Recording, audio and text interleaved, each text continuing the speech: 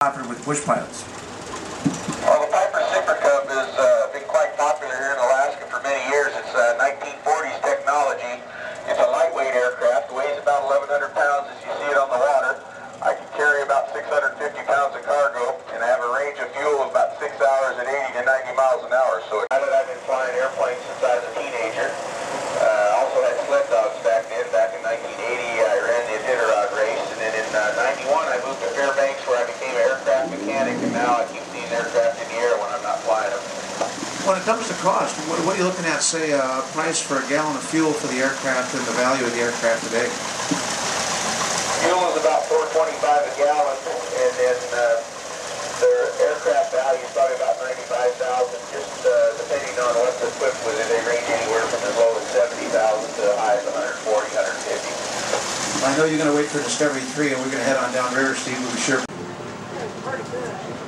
So you like to live in that little log cabin there? 20% of the single-engine aircraft of the entire world are located here in Alaska. And we have so many small towns that need the service that we have more licensed private pilots per capita in Alaska than any other state in the Union.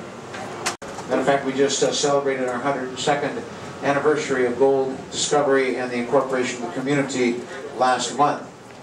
That carried just 25 people, and in their first couple of years of operation did not carry as many people as we have on this single boat this morning.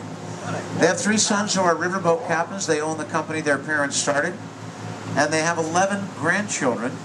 8 of those youngsters live along this river. A little bit later, but right now back to the gold rush, and here on the right-hand side you can see a part of our gold rush history. This is called the Pump House. If you look behind the Pump House, which is a restaurant today, you'll see a ridge. If you go over that ridge to our right, you would come down into the headwaters of Cripple Creek.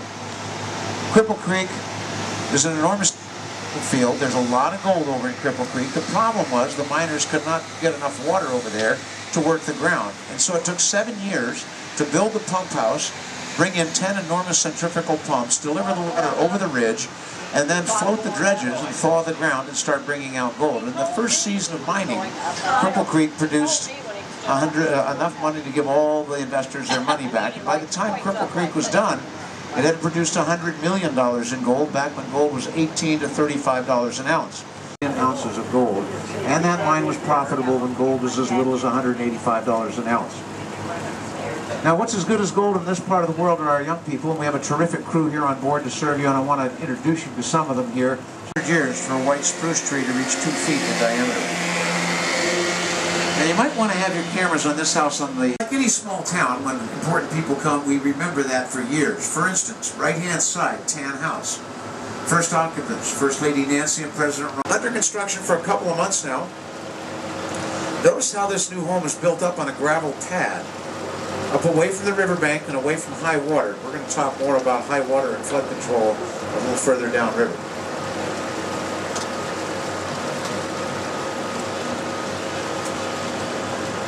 I imagine many of you do recognize the name Susan Butcher, 4-time winner of the Ididarod Trail Sled Dog Race. That's 1,100 miles from Anchorage to Nome by dog team in 10 or 11 days.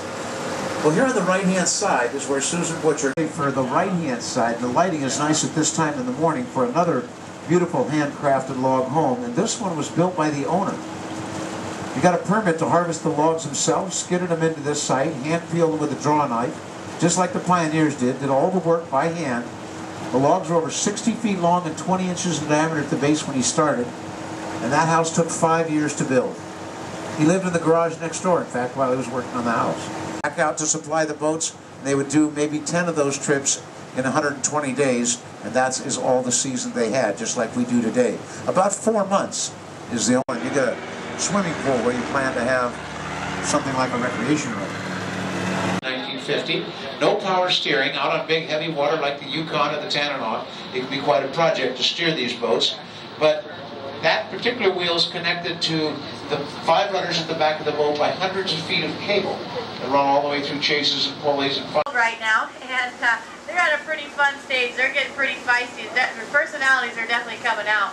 But we do like to be with the moms when they're wealthy, because this was the second litter we've had born this summer so far, and I've had 3 of my own females have had litters of puppies just recently, so we've had a lot of puppies this summer. And we do like to be with the moms when they're whelping because we just like to make sure everything goes safely for them. But we also like to begin bonding with them right from the very first day that they're born. Now their eyes are closed for about the first 2 weeks of their life, but they have a very wonderful sense of smell.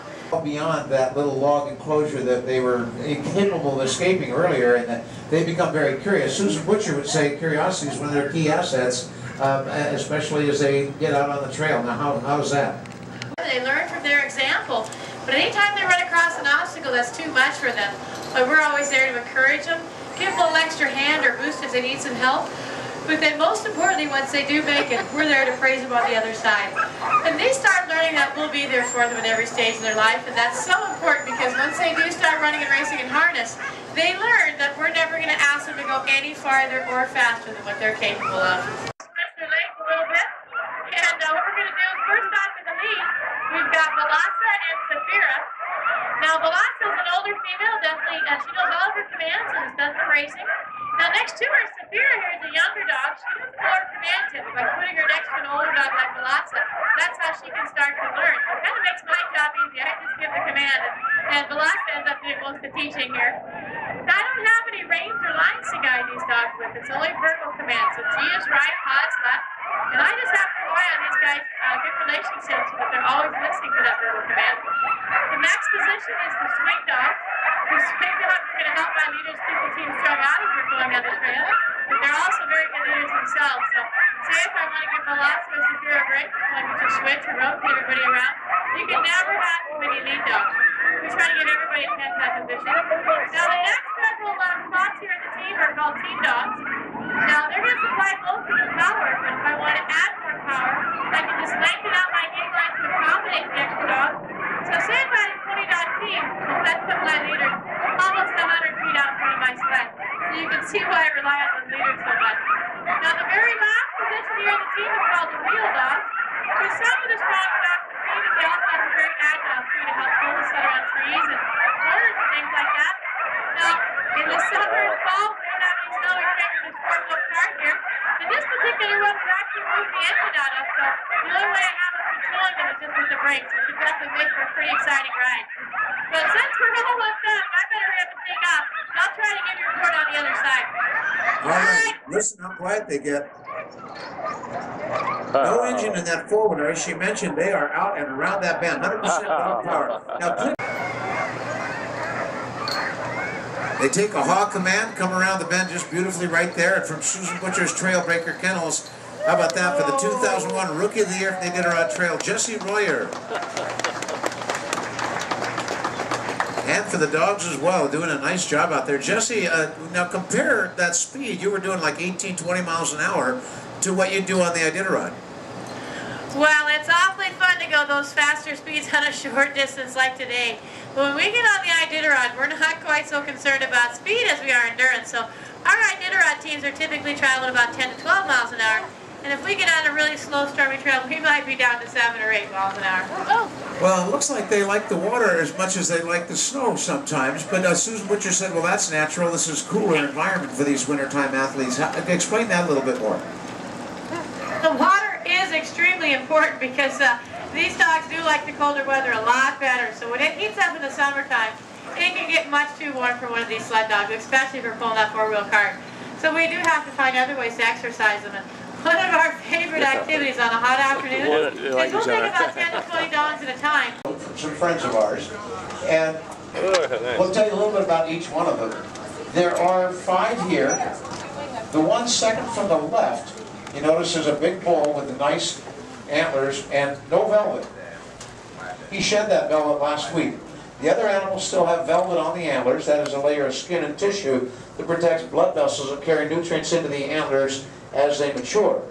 Once the antlers are fully developed, they will shed the velvet, and the antlers have a rich mahogany coloration to them, as you see in that big bull, second from the left. Now they all have antlers, male, female, young and old. They shed their antlers every year, and that's the difference between antlers and horns. Antlers are temporary, annual, and antlers are used for various things. We'll get back to that. Horns are permanent. Immediately, they could travel with the herd within about 45 minutes of birth. And great numbers of these animals is their best protection. They are herding animals, not solitary like moose, but rather travel in herds of tens of thousands of animals. Now we put willows out here, specifically because they like them. They are domestic animals. They get terrific nutrition. They get commercial grade food, grains, nutritions, supplements, and veterinary care. But they need a scent onto the ground. Other herds of caribou coming through can smell that, and they sense that same danger. And so it's a kind of a communication between the herds. So if they're coming into an area, there might be a lot of predators or even hunters. That scent is deposited on the ground, and the other herds might avoid that area or certainly be more wary of other predators, hunters, and things like that. So it's kind of an interesting feature of these animals. They have scent glands in their hooves. Capacity is nowhere near what they would typically put on the boat. That's why we use Discovery 2 as well. Both boats have the same appointments. That includes the very handy snack bars, the gift shop, lots of restrooms on both vessels. Discovery 3 can be taken out of the water with that pipeline dry dock we showed you earlier. Discovery 3 under the command of Captain Skip Binkley this morning. Captain Skip is our senior captain. It was his dad who started the company back in 1950. Commentator on board, my colleague Jay Lewis.